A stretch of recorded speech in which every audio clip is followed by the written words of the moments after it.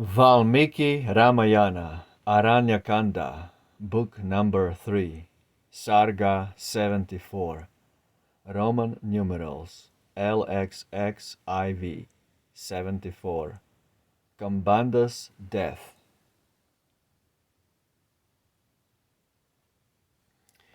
When wise Kambanda thus had thought the means to find the dame they sought, and urged them onward in the quest, he thus again the prince addressed.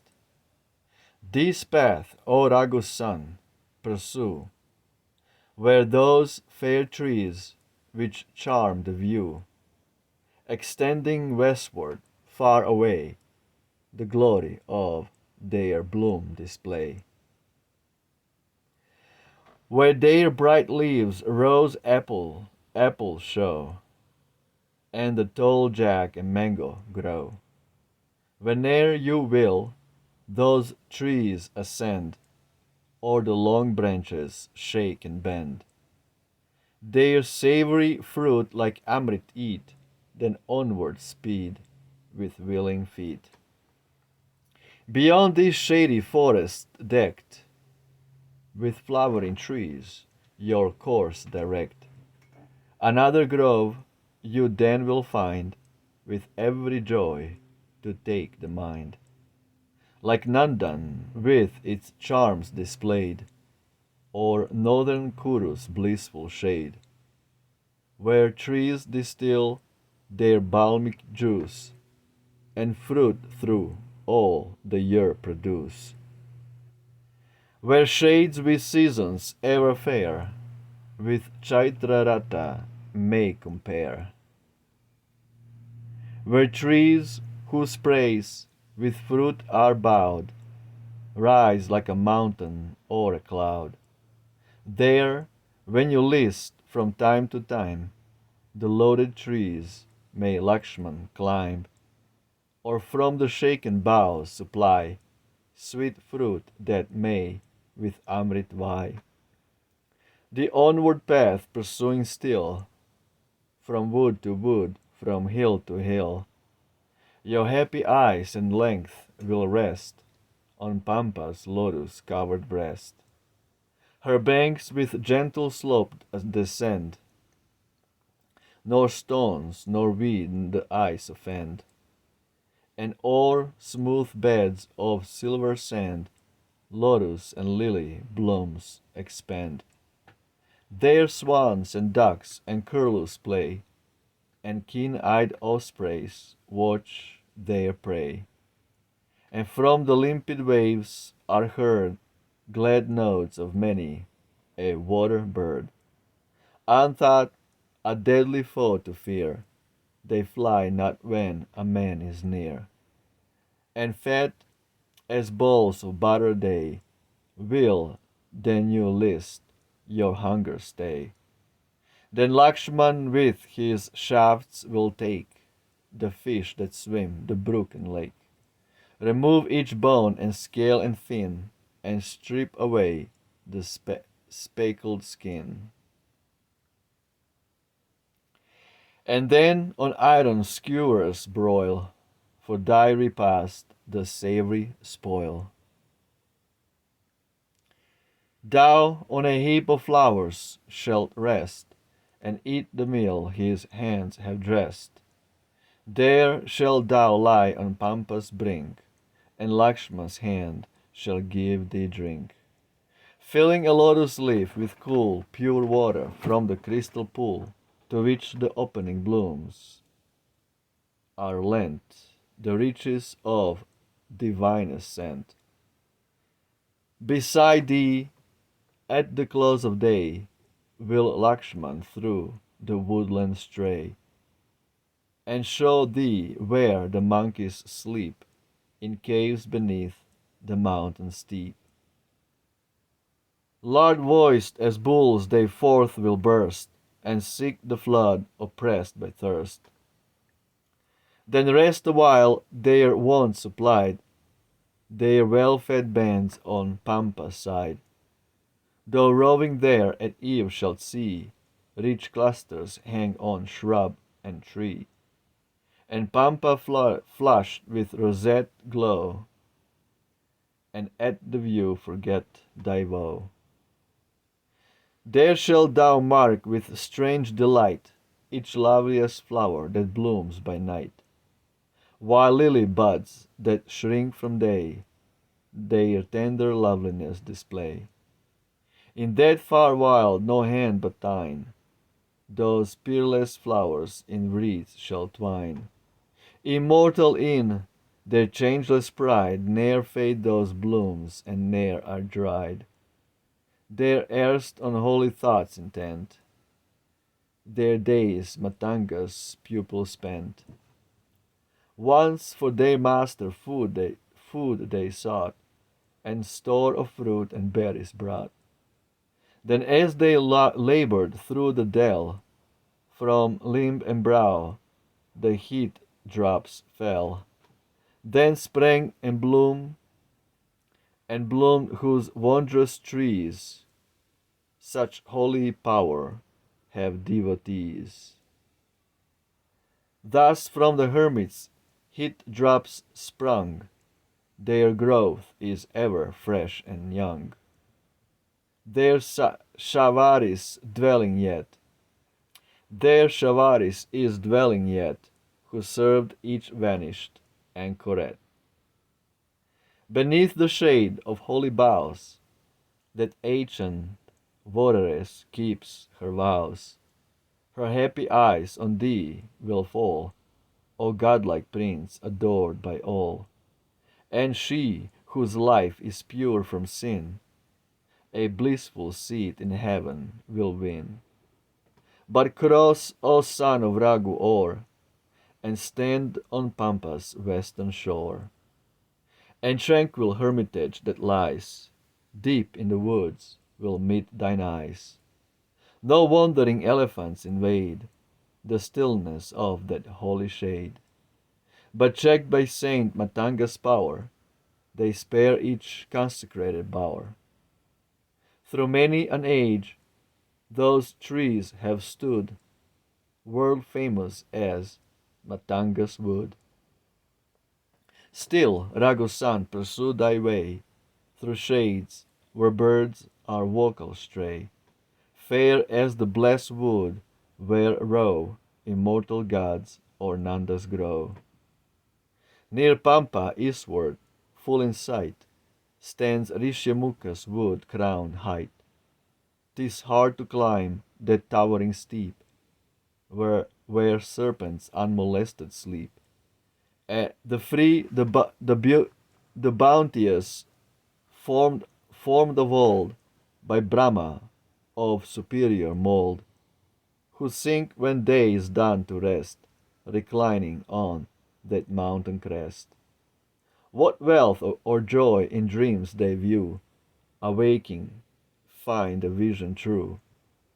But if a villain stained with crime that holy hill presume to climb, the giants in their fury sweep from the hilltop the wretch asleep. There loud and long is heard the lore of elephants on Pampa's shore, who near Matanga's dwelling stray, and in those waters bathe and play. A while they revel by the flood, their temples stained with streams like blood. Then wander far away dispersed, dark as huge clouds before they burst.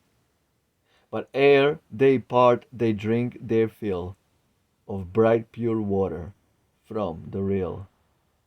Delightful to touch, where meet scents of oil, flowers, divinely sweet.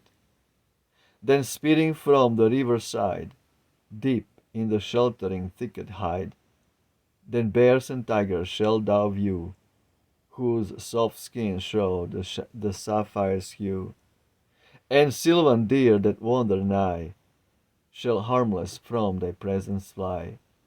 High in that mountain mountainous wooded side is a fair cavern deep and wide, yet hard to enter pile of rock, the portals of the cavern block.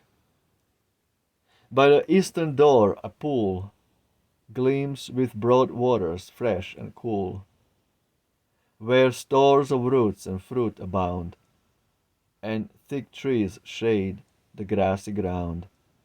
This mountain cave the virtuous souled Sugriva and his Vanaras hold, and oft the mighty chieftain seeks the summits of those towering peaks. Thus spake Kabanda, high in air, his counsel to the royal pair. Still on his neck that wreath he bore, and radiance like the sun's he wore. Their eyes the princely brothers raised, and on that blissful being gazed. Behold, we go, no more delay. Begin, they cried, thy heavenward way. Depart, Kambanda's voice replied, pursue your search and bliss betide. Thus to the happy chiefs he said, then on his heavenward journey sped.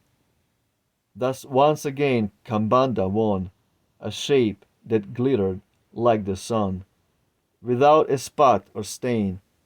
Thus bade he Rama from the air to greet Sugriva, to greet Sugriva's side repair, to great Sugriva's side repair, his friendly love to gain. Absolutely beautiful. Footnotes 316.1, or as the commentator Tita says, Shilapidana, rock covered, may be the name of the cavern. Absolutely beautiful. Here we have so many beautiful descriptions of the forests and how back then during Satya Yuga, during Dvapara Yuga, Treta Yuga, the situation on the planet Earth was much different, much larger scale. The trees were giant trees, not small trees, and they were all full of flowers and fruits. All the trees were full of flowers and fruits. In other words, anybody can literally survive on fruits and roots and some hunting in the woods all by himself or herself. This is how much wealth. But nowadays, because the fucking demons, they cut down all the trees, and now we have only useless trees like oaks and pines and cedars, all useless. No flowers and no fruits. And the game, the animals are not as many. So that's why there's hunting scenes where you can go. But back then there were so much animals. You can hunt anytime you want to sustain yourself, not for selling, of course. This is a crime to hunt for selling.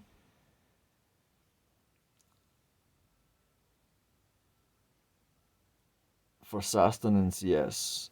For selling, no. It's satanic, and the whole world is run by the satanic Abrahamic religions who kill cows and mess and serve them for profit at McDonald's and Burger Kings, to the most stupidest bunch of humanity, fat and stupid. Sinful, and this is what's happening. Karma. So these people who are eating cows,